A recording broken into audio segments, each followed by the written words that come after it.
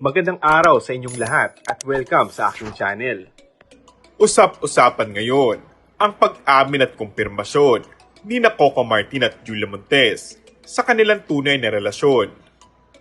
Bagamat tila alam na ng lahat ang tunay nilang estado, maganda pa rin kung sa mismong bibig nila manggagaling ang pag-amin at kumpirmasyon. 12 taon na palang magkasintahan ng dalawa na nabuo noong 2011 na magkasama sila sa isang serye sa ABS-CBN. Napakasarap ng pakiramdam namin dahil sa 12 taon na kaming magkasama. Pero pareho pa rin tulad ng dati, ani ni Coco sa panayam ng TV Patrol. Kahit daw kapag lumalabas sila bilang couple, marami nakakakita sa kanila.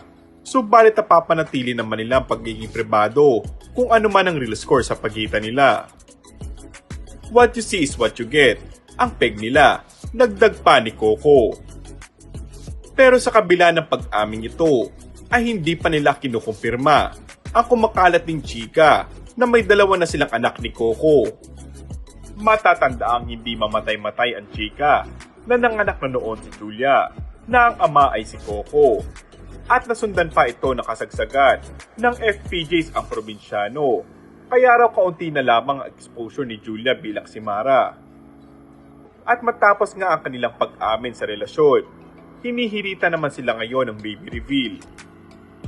We respect your privacy. We are happy for you. Yung baby, kailan kaya aaminin? Sunod na reveal ang baby naman. Why they're hiding? They are public property. Ang masa ang naglalagay sa kanila sa kinaroroonan nila.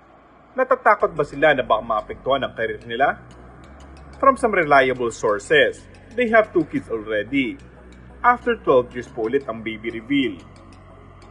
Samantala, wala pang reaksyon at komento ang couple tungkol sa baby reveal. Hirit ng netizens. And that's all for our today's video. Kung bago ka lang sa aking channel ay mag-subscribe at pindutin na rin ang notification bell. Maraming salamat!